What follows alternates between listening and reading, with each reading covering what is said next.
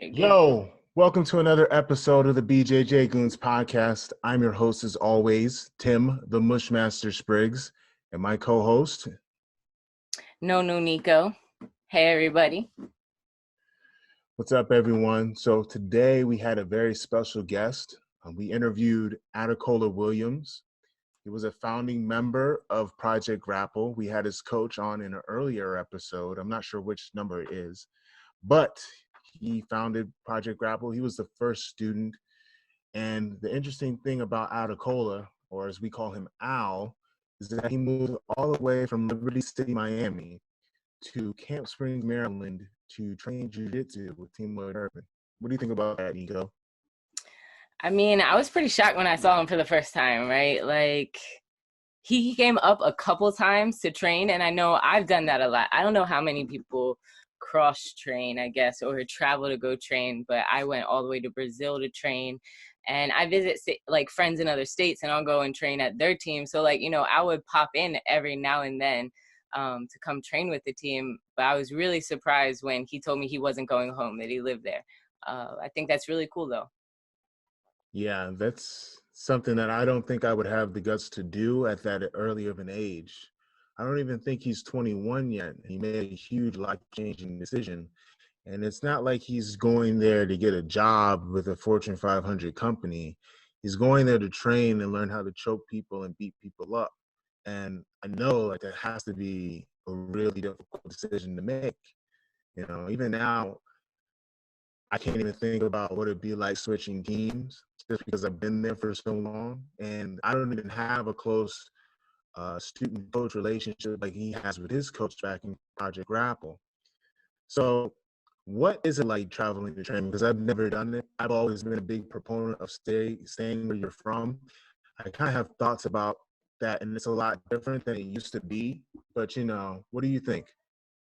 I mean, to me, like, it was the opposite. It was like the easiest thing in the world. I wanted to do something, so I didn't think twice.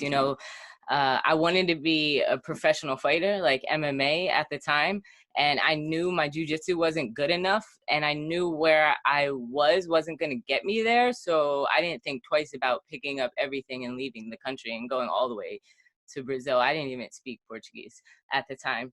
And I don't know. I think I've seen a lot of people that will like blindly like chase their passion like that, like knowing where the best place to go for them. I think that's a little bit harder.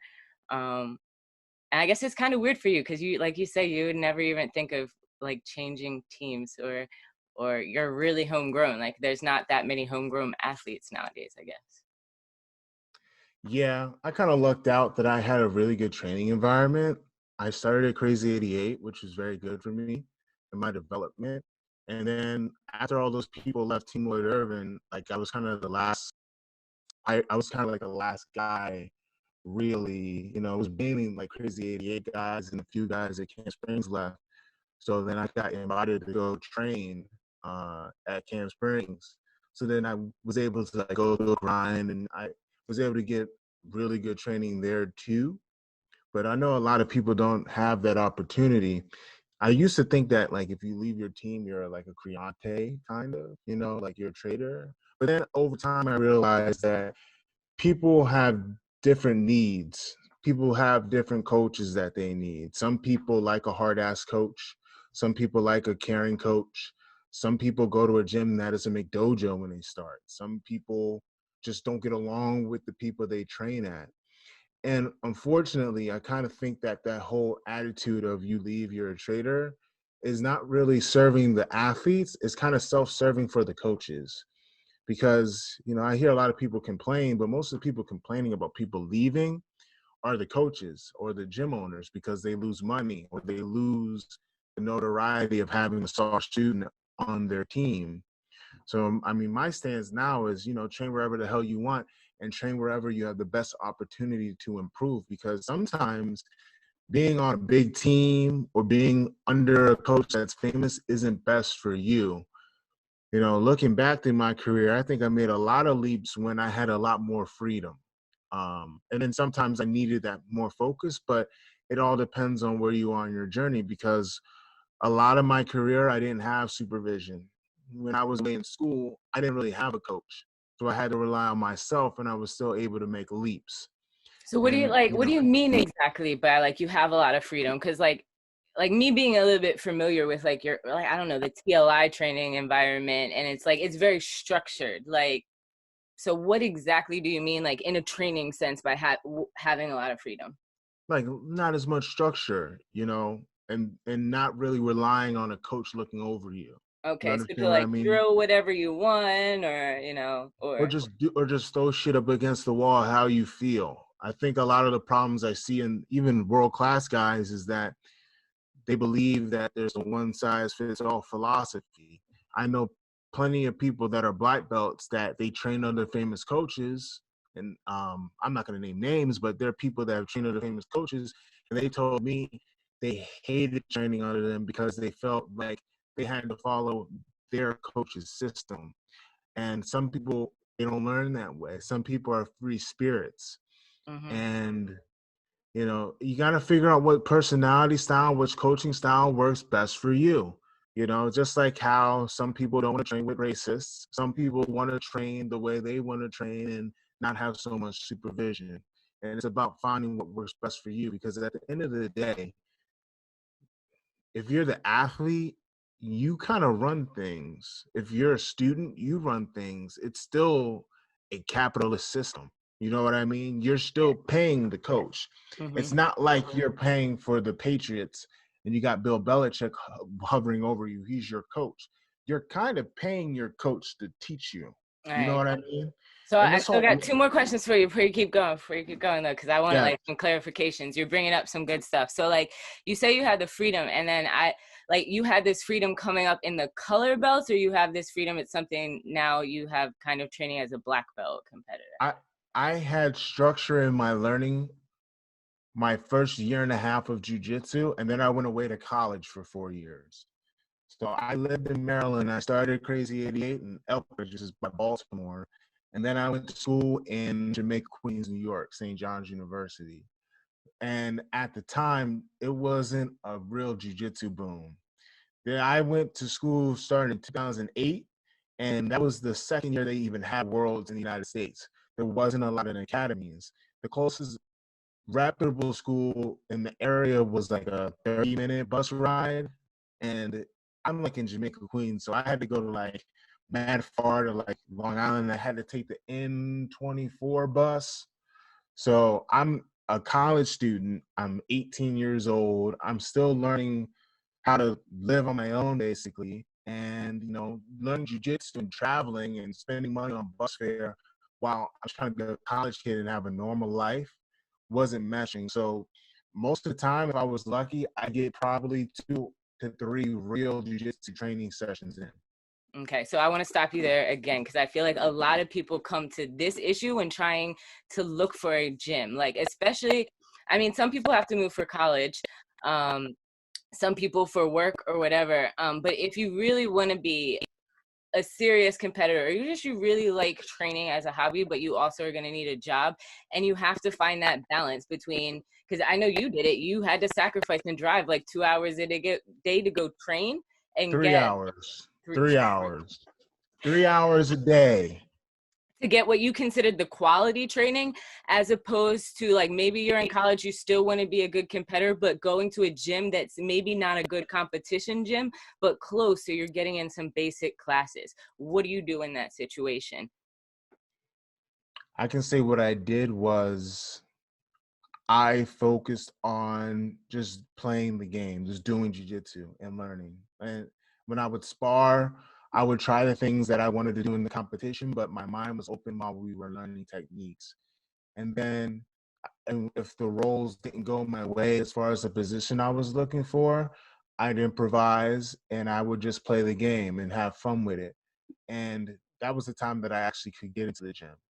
On my off time, what I did to supplement my physical training was I would do circuits. I would do, at the time, CrossFit was really popular and I didn't really know no better. Now I would do something totally different, but I would run a lot.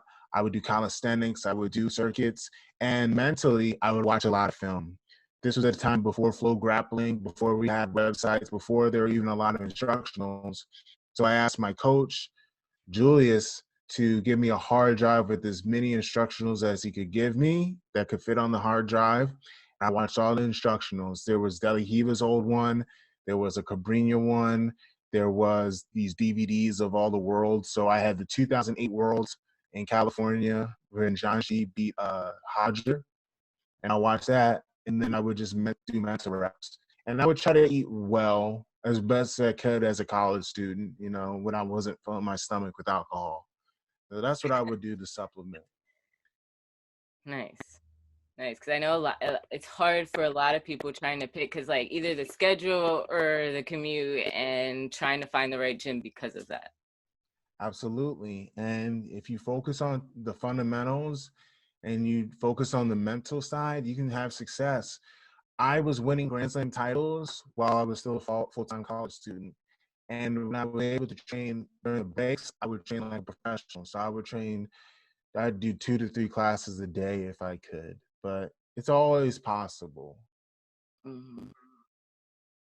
You also mentioned like, you need to find a teaching style that works for you. And I very much so remember I switched to Today's Academy because I went there because I cross trained, and it like, well, because we would do academy visits also in Brazil, and his teaching style was very, very different. Like the way he would just say stuff like, why are you standing in front of the person? It had nothing to do with like an arm bar, just like common sense. Pass the guard, get to the side to do it. And like that's how, as a white belt, I realized like teaching style, like, and then it was different for me. But I think that might be hard for some people to actually realize like that the gym and their teacher isn't right for them, especially if it's the only thing they know. Like, advice on that, or like as a black belt, when do you think we find our way? I think there's not a real time, but I will suggest that if you feel it in your gut, don't hesitate, act immediately, and don't worry about what other people think. If you feel as though that it's not the right training environment for you, why wait? You know what I mean? If you feel that you're not getting the most out of it, or you think that you're lacking something, you could always ask your coach what he thinks in a polite, or him or her, what they think. Or, you just strike out on your own and try to do your own investigating. As long as you're upfront and respectful, there should be no issue. Makes sense. That makes sense. Yeah. There's not real time, there's not real belt that you figure it out at. And I would ask someone that's neutral. That's why it's important that you make friends with people outside of your bubble if you can. And the beautiful part about it with social media is if you use it correctly, you can find people that are educated in their opinions and are actually trying to help you. Yeah, very true. Yeah. All right. What else? So switching teams. So, you guys keep talking about this like throughout the week. You guys brought it up, and then I saw it on somebody else's Instagram, like this idea of a mat enforcer. So like, yeah, so Yes. mat enforcer. Mat enforcer, yes. I had to charge my computer. Mat enforcers are very important in jiu-jitsu.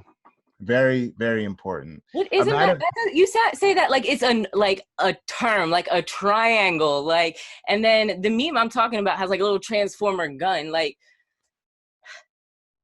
So basically, a mat enforcer is a guy that if there's a new person in the gym, or you just have a guy or a girl that is a roughneck that just wrestles really rough for no reason, just is known to injure people or hurt people or do roughneck cheater tactics, you just put them in line. Just basically just smash them. You beat their ass. That's the mat enforcer's job, is to beat their ass. Like Sometimes we have problems. Huh? It's a welcoming to an aggressive style.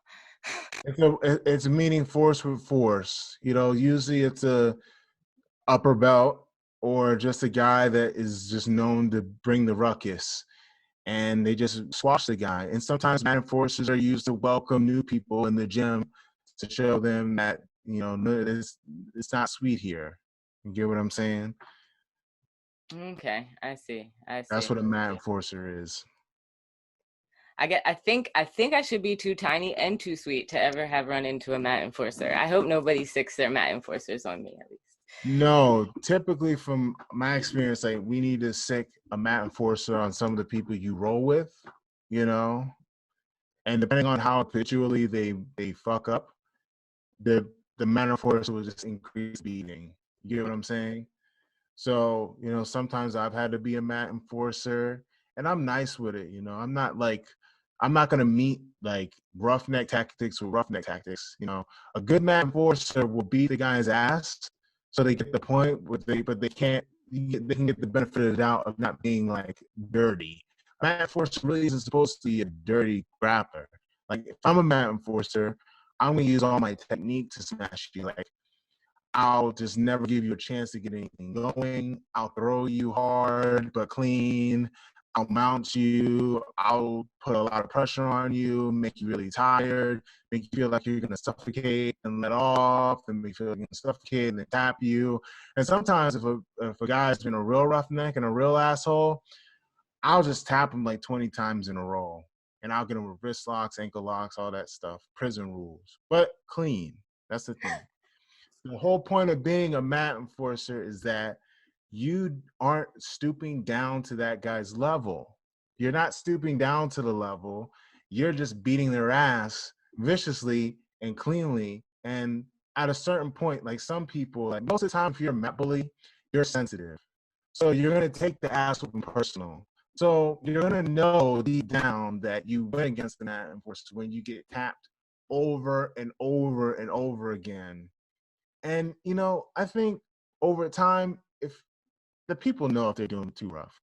Like side note, I hate guys that always want to roll with girls.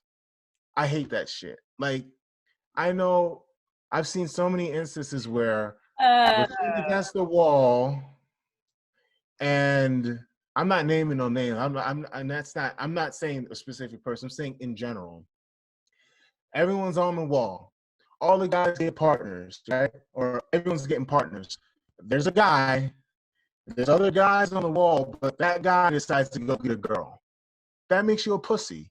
and that guy's gonna see the mat enforcer. He is, yeah. Or he's gonna get made fun of or get clowned. But then if you go rough with a girl, like you're gonna get fucked up. Like it's not gonna be fun for you. Like the mat enforcer is gonna get you. That's the problem. Like, you gotta understand. If you're doing this and anyone watching this and you're the guy that always goes to girls and there's other virile young men to wrestle with to improve your skills on, and you're not going to do some weirdo shit where you like beating up on girls or you're a pussy and you don't want to challenge yourself, you're going to see the mat enforcer. If you're at a good school, the coach sees this, the other upper belt sees it, or the killers on the mat see this, and you will be met with the mat enforcer. And you can't get mad if you get tapped 20 times in 5 minutes. You gotta take what's coming to you. You got to take what's coming to you. That makes And perfect that's sense. the beautiful part of a mat enforcer. And a good mat enforcer will keep a gym together, because if you let roughnecks run wild, if you let it be like Mad Max Fury Road out on those mats, there's going to be problems. So It's that's like you always why gotta have a shooter with you. You always gotta have a shooter with you. you got to have the shooter, man. You got to have the Mad Max, and not from, Road Warrior. I'm talking about Mad Max from Shatas, if anybody knows that. Anyone who watches this podcast should know what Shatas is, by the way. Yeah, yeah. I actually That's just required watched that. viewing. Yo, Yes. have you ever heard of The Corner? Yes, that was the precursor to The Wire. The I heard same about people it. that I wrote watched it. right after my surgery. So warning to any of the kids watching this show, this is not a show for you. But The If you're a Corner was kid and you're watching this show, you probably already seen some wild shit. You already know if you're watching this show. okay.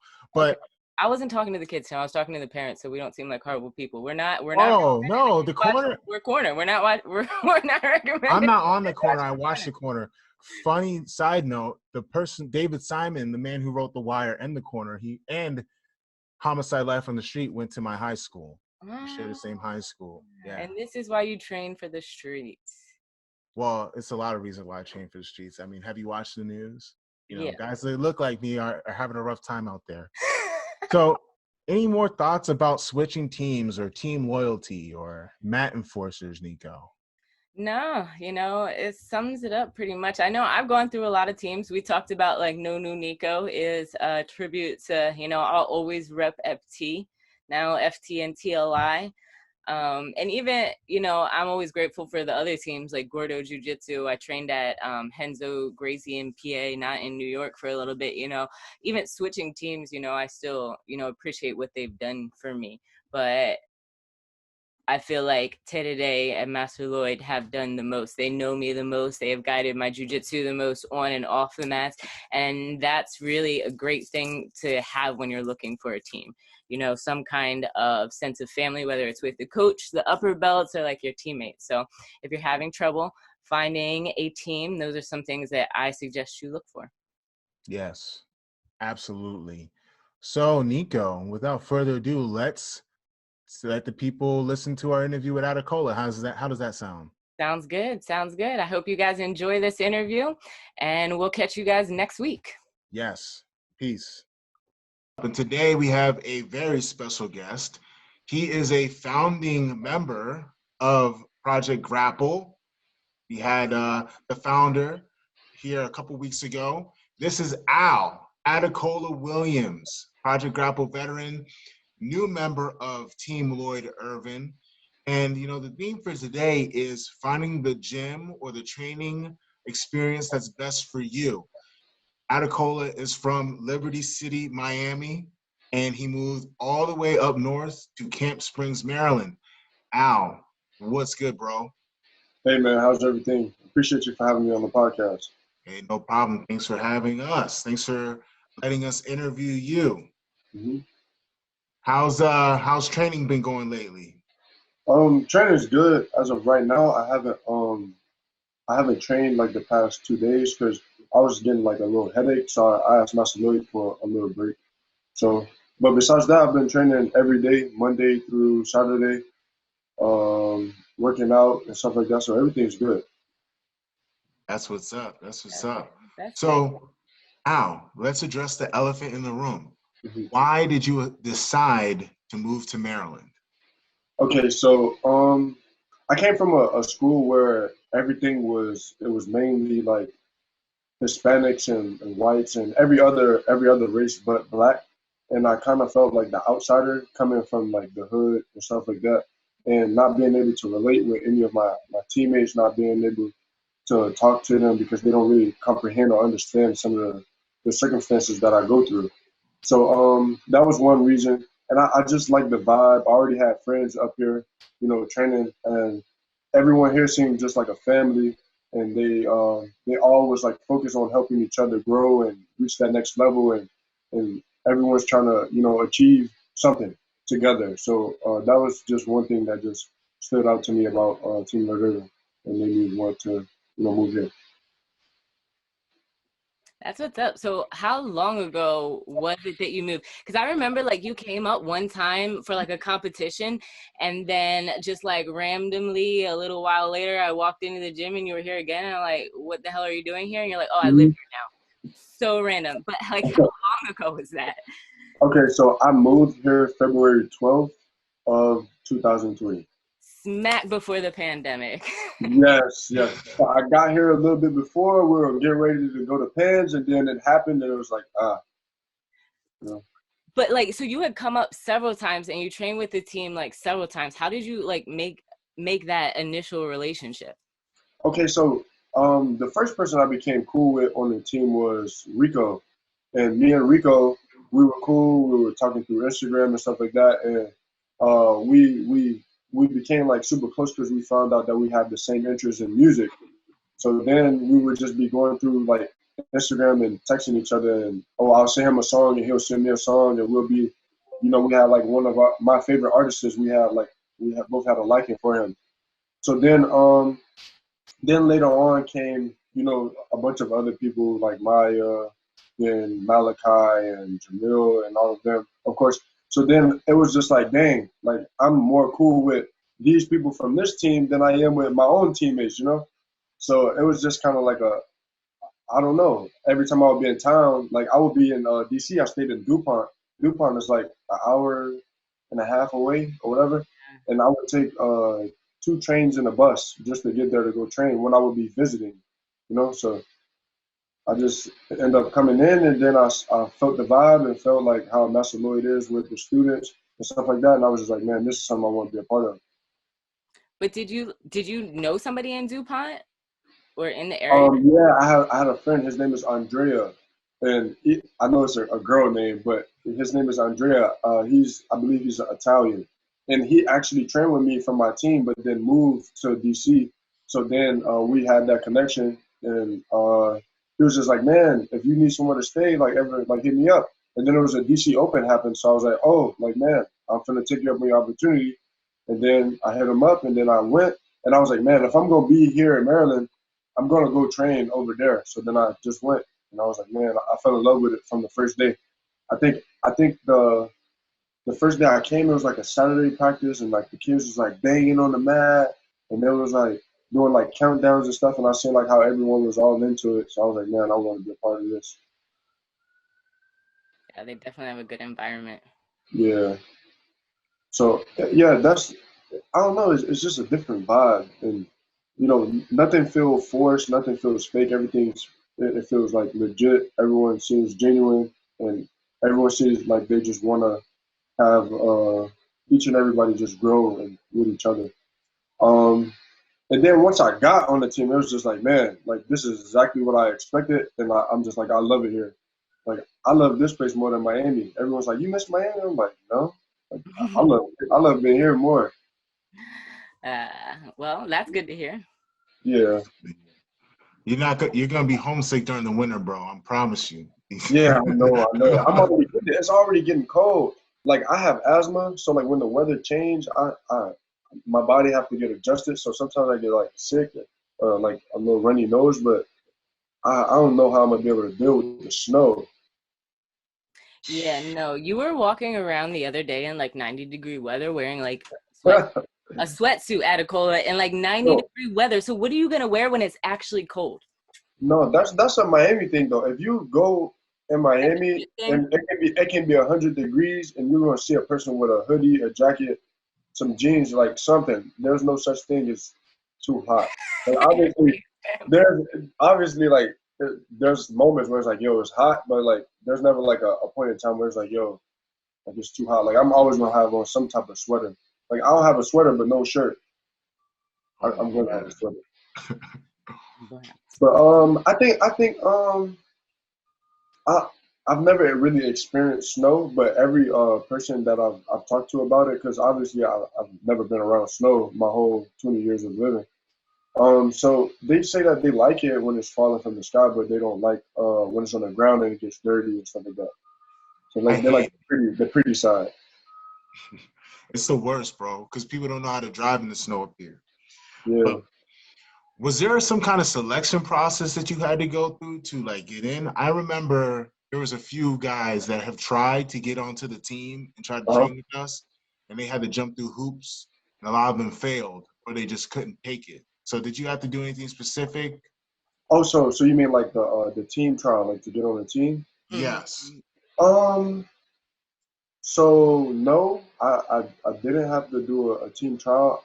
I believe that maybe me just being close with everyone and me kind of like feeling like the perfect fit. Like imagine if you like had a cousin and he's from, I don't know, he's from Chicago or something, and he came in and all your homies like click with him, and it's just like, man, like he's always around anyway, you might as well just like let him, you know, join in. I kind of feel like it was that type of thing. And I don't know what's the deal with that, or I don't know, but no, I didn't have to go through that process. But I know that JT and those other guys, they had back then. I don't know if JT specifically did, but I know those other guys like that were trying to come on the team. They had to go through that. Yeah, no. Nowadays, what do you just got to get through like Tim and Muhammad or something, like a little informal hate? I definitely had that challenge. He put Muhammad on me. Muhammad mounted me, and he did like Superman on me, where like he was on the mount. And like Portuguese. Man, airplane days. Or whatever, having like panic attack, and I was panicking, but I wasn't gonna quit. Like he was just gonna have to make me pass out. Yo, Muhammad's a big dude, man. Yeah. He's scary. He's freakishly big. Freakishly. He's a mutant, bro. I'm telling you, they made his ass in a They lab. put him in a lab, yeah. They got all these genetics. Like, all right, we're gonna put these arms, this arm, this leg, this head. It's like, fuck. Then there goes Muhammad. He's a fucking Teenage Mutant Ninja Turtle. Yeah. What was the adjustment like for you for training? Like, how was the training here compared to where you came from? Okay, so I can definitely say that it was more serious and more structured. Like the classes, it wasn't like there's gonna be a guy that's gonna come in and he's gonna show this one move and then the whole class is gonna be doing this one move. You know, like I came in, Masamoy, you have Karen over here drilling this, you got Jamil, Malachi over here drilling this, you got me drilling this, you know. So everybody's they have their own stuff to drill. And, you know, once time for sparring comes, then it's sparring, you know, you put yourself to the test. But that was very different. But before I came, I kind of took like a year off. So it was a rough transition because I was very much out of shape and the guys were just smashing me, and I would just get tired and just be there on the ground just looking dead, and they would just be smashing me. So, you know, that's the things that I had to get adjusted to. But I can say that it was a lot more easier to get adjusted to because I had friends already. Then if I was to go to a place where I didn't know anyone, then I'll have to build those relationships and stuff like that. You know, so I didn't even have to even worry about building relationships. We just got straight to training. Yeah, I think that's a good point because a lot of people, when they look for like a competition team or they want to go be competitors and they switch to like teams like, oh, they're like, oh, I'm gonna go to Atos. It's like, but they don't know anybody and they don't have that connection. So they're either not admitted into competition training or it's like really harsh training and it's hard to get through if you don't have like some kind of emotional support, somebody to drag your crying ass off the mats. Yeah. And I can say that Master Mooney does a very good job.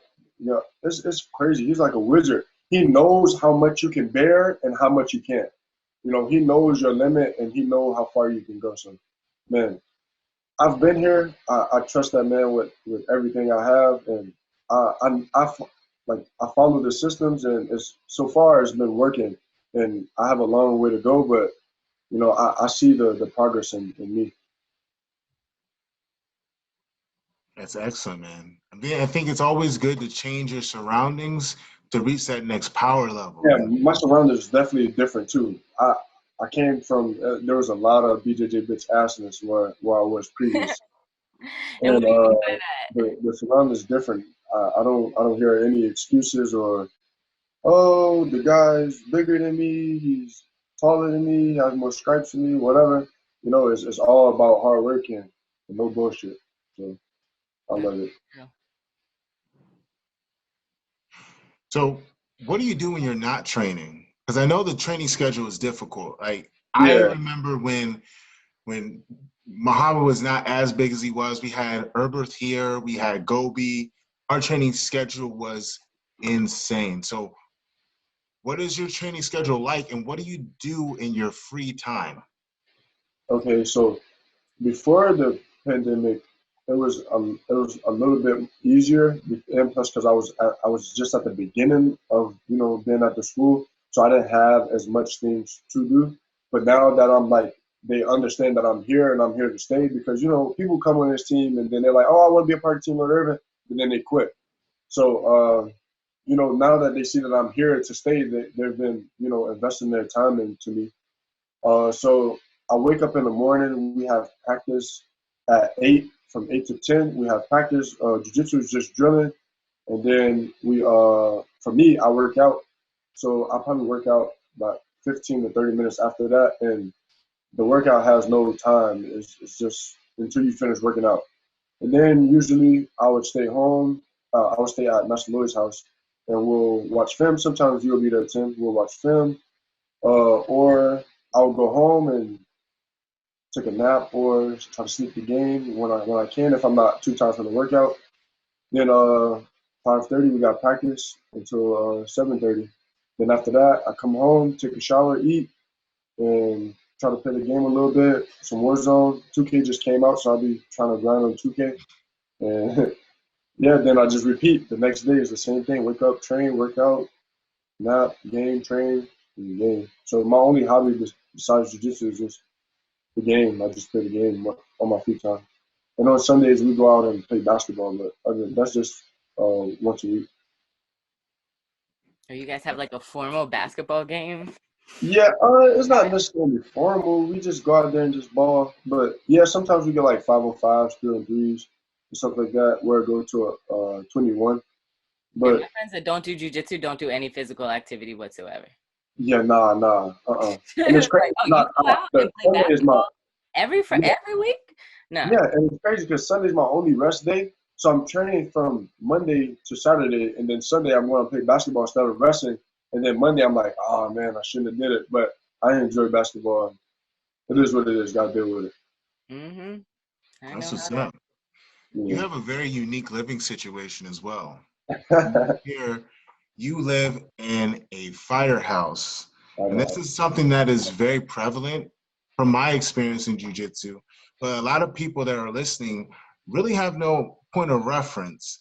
So can Mhm. you explain what life is like in the fighter house for you and like who you're staying with? Okay, so I'll go into who I'm staying with. There's me, there's William, there's Justin, there's Sadiq, and then Jamal. So you have Jamal, Muay Thai coach, Sadiq, UFC fighter, Justin, future UFC fighter, William, who trains MMA, and me, Jiu-Jitsu fighter, maybe MMA fighter in the future. And That's then what's the living conditions is I don't know. It's just like a house with people who all just want to think about fighting and want to train and don't want to do anything else but train and fight. That's it. Um, Everyone's kind of to themselves. Like me, I'm the type of person where like I can be very social, but there's gonna be like a time where I just need to be by myself and to myself, think to myself like I need that alone time. Um, Sadiq's always practicing, so he's like usually never home. But I'm always with him because we're always practicing together. But he's usually just in his room. Same thing for Jamal. Everyone's just in their room. No one ever like just come out. Maybe if there's an interesting UFC fight, everybody will kind of like come out a little bit. But everyone's just to themselves and trying to, head down, nose in the ground, just train hard. Nice. So what do you look for in an academy? And what advice would you have for someone that is looking to transition to a different gym?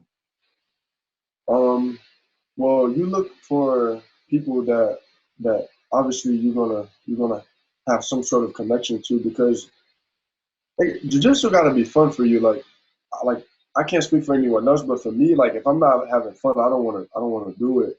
Like I like to go and compete and you know try to beat someone up or someone beat me up, whatever the case may be.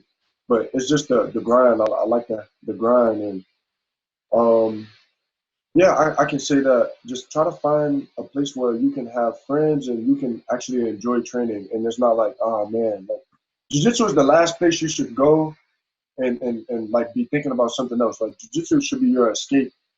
It should be like, oh man, I had a long day at work. I can't wait to go to jiu-jitsu. Or man, my girl is giving me this hour to go train jiu-jitsu or 2 hours, whatever the case may be. And I'm about to get away from the kids. I'm just gonna go train jiu-jitsu, come back. I'm refreshed. So it should be a refreshment. It shouldn't be like something that you just go there and you're like, oh, like, man, I don't want to do this. So that's one thing. And also just to have a connection with your coach and to be able to conversate and tell him anything because that's like at the end of the day, that's the person that is in charge with, teaching you everything that you're trying to learn and you're trying to know. And if you don't have a relationship with him to a certain level, it doesn't have to be super personal where he's at your house, you're at his house or whatever. But you need to, make sure that you guys see eye to eye with everything. Nico? Hmm? Oh, go ahead. I thought you were going to say something. Oh no, I was just nodding my head. Okay. Do you have any other questions for him, Nico? Not really. I mean, I've interviewed Adekola before, so I would say if you don't know much about him, you should check out the interview that he did on Favela Jiu-Jitsu, where he talks a little bit about how he got into jiu-jitsu growing up in Liberty City, which is wild. We've also interviewed his coach, so if you didn't watch the podcast with Ryan Jardine, you should definitely check that out so you have a little bit more of a background on him. But as for questions, not really. Just good to see you again. Well, I have a fan question. Every week we are trying to answer a fan question. And the question this week is, have you ever had to be a mat enforcer or had to sick one on somebody? I'm not in a position where I can ever sick someone on someone. But yeah, I've definitely been a mat enforcer, like someone with a name or someone that's like maybe going hard on the white belt, come in the gym and you just gotta gently put them in their place. So yeah, I have. Gently. Yeah, and then it's the gentle art. I just gently put him in his place. If you guys have ever seen Adekola wrestle or have ever rolled with them, ain't shit gentle. But hey, I'll take your word for it. You might be different here because you're with us and you have to go hard. But I mean, I'll take your word that you were gentle. Hey man, my back to be against the wall. I gotta be in survival mode out there with y'all. I'm just trying to stay alive. Nico, do they sick you on people or do you sick people on people? Nah, I handle my own business. Oh, see? That's like, you're either going to see it on the mats or you're going to hear it from my mouth. Because, like, there's a lot of people that will let stuff go that's not cool with them in training. And that's not cool. Like, so if you do something that I don't like, then I'm going to tell you about it. Like, I'm not just going to keep letting it go and talk shit behind your back, which happens a lot. Like, even if you're just, like, too aggressive or something, like, that's a conversation you can just have. Like, yeah, that's one thing that I think is kind of like bad about the jiu-jitsu community is that everyone's always doing stuff for like the public or for media and stuff like that. Like if you have a problem with me, come talk to me, let's solve it, and we can just let bygones be bygones. You don't have to like go on those stories or make a post or nothing like that. That's why I would encourage anybody who talks back about Master Lloyd or anybody on Team Irvin to just come, feel the vibe, and check him out and actually see the type of man he is, see how he lives his day-to-day life. And then, you can make your decision on who Lloyd Irvin is to you. But until then, you can't really say anything about him because you never met him, you never, seen him, you just heard about him.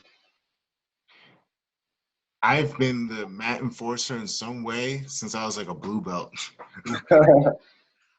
Whenever there's a new guy, especially if they're big, I either get sent to make an impression to let them know like the squad isn't soft, or like to prevent like to beat them up so bad that when they roll with smaller people that they don't have the energy for it. Or if they go hard, I just take it upon myself to just smash them, not injure them, but I think there's some fates worse than just smashing somebody, like making someone feel tired or like exhausted or feel like they're gonna suffocate or like do like the boa constrictor and just like squeeze, let go, let you out of the hole and then put you back in it again.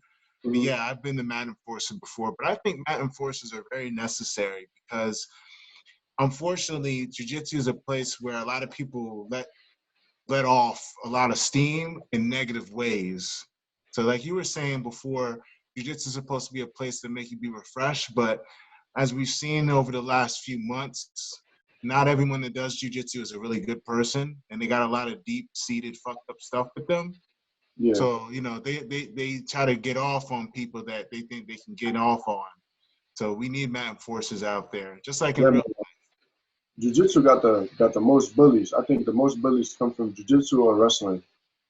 Oh, yeah. Jiu-jitsu and wrestling has the biggest bullies. I have these power rankings in my mind of like the douchiest athletes and like wrestlers, jiu-jitsu guys. Ironically, I don't know if you know this, but like lacrosse is really big in Maryland. Like Mm. lacrosse is probably up there Yeah, I too. know Brandon. Didn't he play lacrosse? Big ass playing Former lacrosse. guest of the show, Brandon. Yeah, God. I actually learned that from your podcast. I heard him talking about it. Yeah. So yeah, lacrosse is up there, but jiu-jitsu's got a lot of bullies. But that's it for me as far as questions. Is there anything you'd like to plug, Al? I know that you're a model. You've modeled a lot of our gear before. You know, you have a very poppin' social media presence. You know, the ladies have been asking about your OnlyFans. I'm just trying to see what you No dang plug. on OnlyFans. Nah, I'm about to make an OnlyFans and get this bank, man. I'm about to have me a Ferrari soon. Nah, it's like that. But nah, man. Nah, I don't really have anything else to say. That's it for me. Find you. You can find me at Adekola BJJ on Instagram. Adekola BJJ, Adekola BJJ. Yes. Nico? Nah, that's all I got. Where can we find you, Nico? Yo, nowhere, because I am so out of it right now. No new Nico, I guess. Nico has had it up to here. So have I. But it's okay. I've been ghost lately, but you can always hit me up at Tim Spriggs BJJ on Instagram or Facebook. You can go to www.timspriggsbjj.com for all things Tim Spriggs. You can get a mind map done. I can break down your footage for you. I can be your virtual coach. Or you want to book me for a seminar because some states are opening back up and I'm all about that money. So hit me up everywhere. This has been the BJJ Goons podcast. Once again, Adekola Williams. Thanks for coming on the show, Nico. Thanks for being the best co-host in the world. Thanks for watching and listening. We're on Spotify, iTunes, Stitcher, YouTube. Download us, listen, make sure to rate, share, subscribe, comment.